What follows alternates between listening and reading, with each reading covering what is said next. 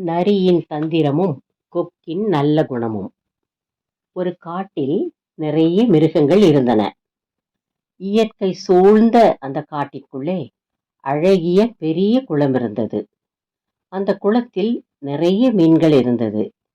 மீன்களை சாப்பிட கொக்குகளும் அந்த குளத்திற்கு வந்து மீன்களை சாப்பிட்டு விட்டு செல்லும். அந்த காட்டில் உள்ள மிருகங்களில் மிகவும் தந்திரமுள்ள நரி ஒன்று இருந்தது.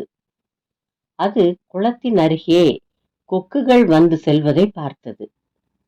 நரி கொக்கு ஒன்றை சாப்பிட விரும்பியது. ஒரு நாள் நிறைய கொக்குகள் குளத்தில் மீன்களை பிடித்து அவைகளை கரையில் கொண்டு வந்து சாப்பிட்டு கொண்டிருந்தது. அதை கண்ட தந்திரமுள்ள நரி ஒரு கொக்கை பிடிக்க மெதுவாக கொக்குகளின் பின்னால் வந்து திடீரென ஒரு பெரிய கொக்கின் மேல் பாய்ந்தது. நரி தங்களை பிடிக்க வருகிறதை கொக்குகள் கண்டு கொக்குகளெல்லாம் பறந்து சென்றது. நரி கொக்குகளை பிடிக்க முடியாமல் கீழே விழுந்தது. அப்போது அதன் ஒரு காலில் பெரிய முள் ஒன்று குத்திவிட்டது. வலியால் நரி துடித்தது.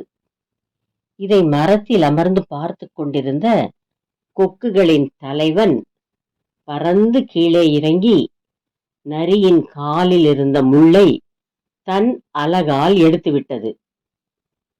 தனக்கு உதவி செய்த கொக்கு தன் பக்கத்தில் இருந்தாலும் நரி கொக்கை சாப்பிடவில்லை.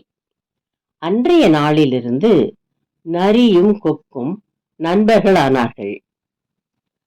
நரி தனக்கு உதவி செய்த கொக்குக்கு விருந்தளிக்க விரும்பி கொக்கை பார்த்து, கொக்காரே, நீ எனக்கு உதவி செய்ததால் நான் உனக்கு ஒரு விருந்தளிக்க விரும்புகிறேன். நாளைக்கு நீ விருந்திற்கு வர வேண்டும் என்றது.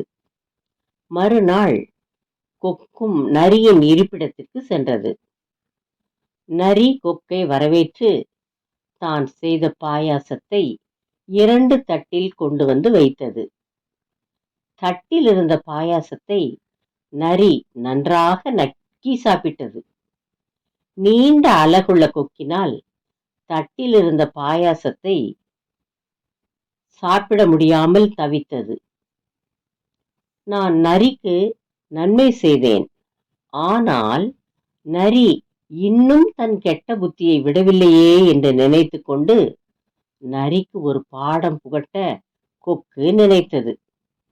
கொக்கு நரியை பார்த்து, நரியாரே, நான் நாளைக்கு உனக்கு ஒரு விருந்து தரப்போகிறேன், வரவேண்டும் என்றது. நரி சரி என்று சொல்லி மறுநாள் கொக்கின் இருப்பிடத்திற்கு சென்றது. கொக்கு நரியை வரவேற்றது. அது ஒரு தட்டில் நரி சாப்பிடுவதற்காக நிறைய பாயாசமும் ஒரு குடத்தில் பாயாசத்தையும் கொண்டு வந்தது. நரி தட்டில் உள்ள பாயாசத்தை ருசித்து நக்கி சாப்பிட்டது. கொக்கு குடத்தில் தன் அலகை விட்டு பாயாசத்தை குடித்தது. பின்பு நரி கொக்கை பார்த்து, கொக்காரே, என்னை மன்னித்து விடு. நான் உன்னை கேலி செய்வதற்காக உனக்கு தட்டில் வைத்தேன். நீ அதை குடிக்காமல் தவித்ததை பார்த்து மகிழ்ச்சி அடைந்தேன். ஆனால் நீ எனக்கு அப்படி செய்யவில்லை. நான் உனக்கு தீமை செய்தேன், நீ எனக்கு நன்மை செய்தாய். உன்னை போல நானும் நல்ல குணமுள்ளவனாக மாறுவேன் என்று கொக்கினிடத்தில் சொல்லி தன் இருப்பிடம் சென்றது. தீமைக்கு தீமை செய்யாமல் நாம் நம்முடைய நல்ல குணத்தினால் பிறருடைய தீமையான குணங்களை மாற்றலாம் என்பதை இக்கதையின் மூலம் தெரிந்து கொள்கிறோம். தேங்க்ஸ் ஃபார் வாட்சிங். Like, share, subscribe.